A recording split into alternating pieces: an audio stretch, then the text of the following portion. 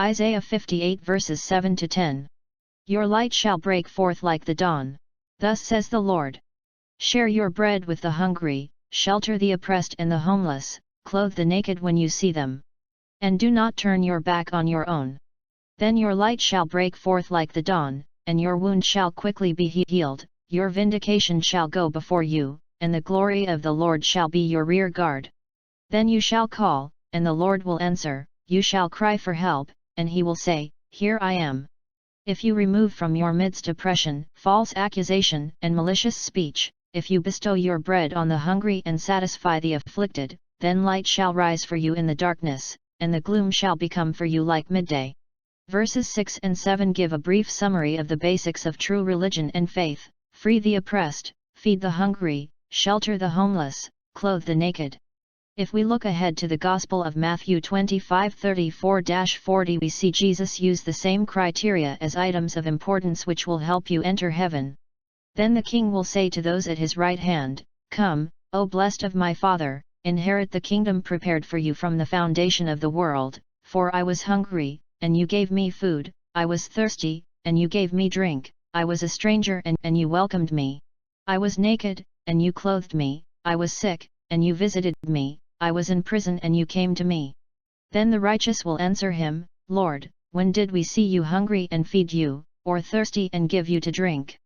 And when did we see you a stranger and welcomed you, or naked and clothed you? See you sick or in prison and visit you? And the King will answer them, Truly, I say to you, as you did it to one of the least of these my brethren, you did it to me. If you do all these things, then shall your light rise in the darkness. Randy Kilgore's illustration of Isaiah 58 7-10. A small collection of people stood together, dwarfed by the size of the huge tree lying on the lawn. An elderly woman leaned on her cane and described watching the previous night's windstorm as it blew down our majestic old elm tree. Worst of all, she continued, voice cracking with emotion, it destroyed our lovely stone wall too. My husband wall when we were first married. He loved that wall. I loved that wall. Now it's gone, just like him. Next morning, as she peeked out at the tree company workers cleaning up the downed tree, a big smile spread across her face. In between the branches she could just make out two adults and the boy who mowed her lawn, carefully measuring and rebuilding her beloved stone wall.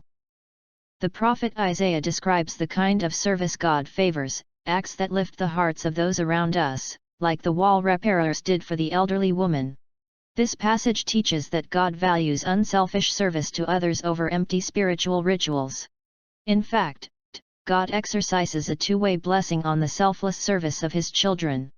First, God uses our willing acts of service to aid the oppressed and needy.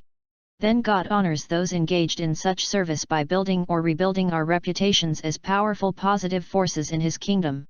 What service will you offer this day?